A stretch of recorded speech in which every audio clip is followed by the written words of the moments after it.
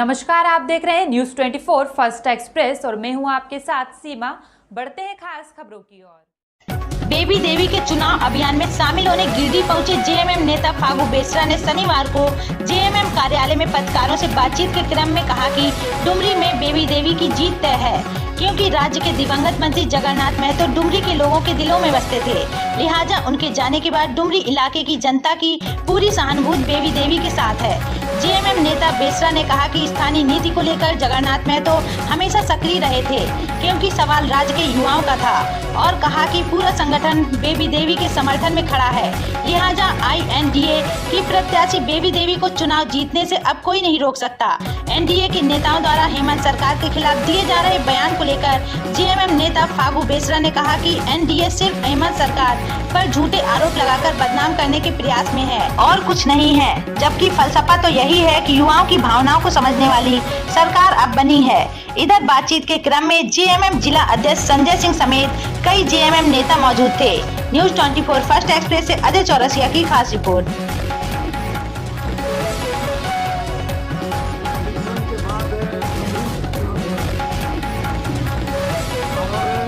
हम लोग की तरफ से इंडिया गठबंधन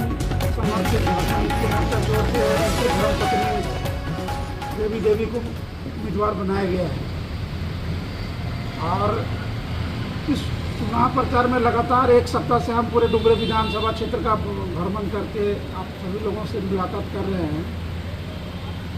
पूरे डुमरी क्षेत्र में जगन्नाथ महतो जी ने जो क्षेत्र के लोगों के लिए जो काम किया है, अपार जनता का स्नेह प्यार उनके प्रति है और पूरे डुमरी क्षेत्र में यूपीए इंडिया गठबंधन समर्थित झारखंड मुक्ति मोर्चा के प्रत्याशी बेबी देवी के पक्ष में लहर है। कहीं पर किसी के साथ कहीं कोई टक्कर नहीं है और इस चुनाव में विशेष करके जो विपक्षी दल हैं भाजपा और आजसू जो मिल करके वो लोग दोनों जो चुनाव लड़ रहे हैं, दोनों पार्टी एक तरह से मुद्दा विहीन है और अनर्गल आरोप हम लोग पर या हम लोग के सत्ता पक्ष के लोगों पर ये लोग लगा रहा है। जगन्नाथ जी ने क्षेत्र के लोगों के साथ साथ जल जंगल जमीन को लेकर के पूरे झारखंड के जनता के अधिकार को लेकर के, वो चाहे गुरु जी का महाजनी आंदोलन का सवाल रहा हो, वो चाहे अलग झारखंड राज्य के आंदोलन का सवाल रहा हो,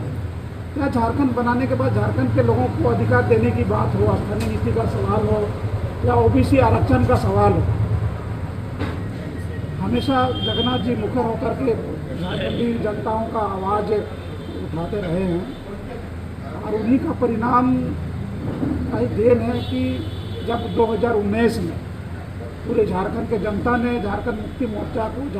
मोर्चा के नेतृत्व वाले गठबंधन को जनादेश दिया 2019 में और हेमंत सोरेन जी के नेतृत्व में झारखंड में झारखंडी जनताओं की अपना सरकार बनी। आप लोग सभी लोगों को मालूम है, सरकार बनने के तुरंत बाद कोरोना जैसा महामारी बीमारी आई। 2 साल तक पूरा देश दुनिया पूरा झारखंड इसी मस्त व्यस्त रहा और इस कोरोना काल में विशेष करके झारखंड के लोगों को और झारखंड मुक्ति मोर्चा को विशेष क्षति हुआ। हमारे 2 मंत्री मधुपुर से हाजी साहब जी का और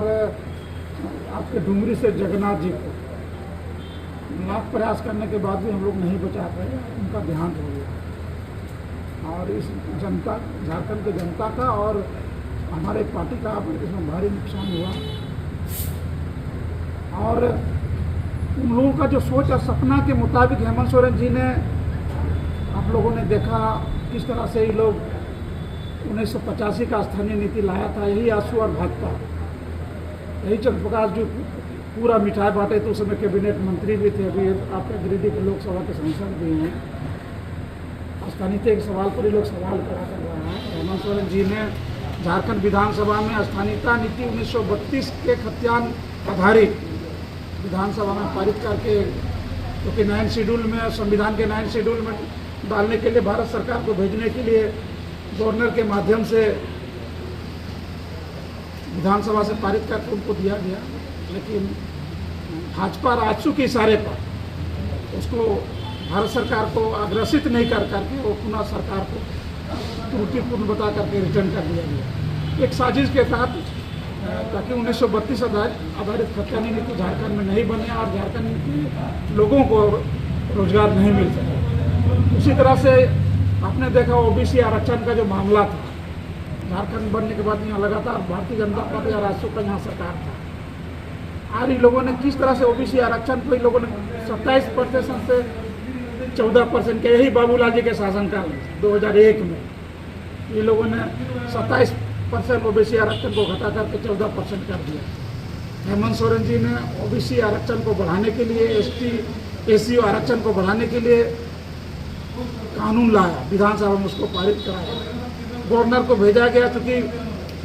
उसको भी संविधान के 9 शेड्यूल में करना जरूरी था, उसको भी राज्यपाल महोदय ने उसको वापस कर दिया। तो ये लोग नहीं चाहते हैं यहाँ के पिछड़े वर्गों को, यहाँ के आदिवासियों को, यहाँ के मूलवासियों को अधिकार मिले। सारे लोग झूठा अलाप इन लोग चुनाव में लोग लगा रहे हैं। हाल के लिए इतना ही। खबरों का सिलसिला लगातार जारी है। आप बने रहिए न्यूज़ 24 फर्स्ट एक्सप्रेस के साथ।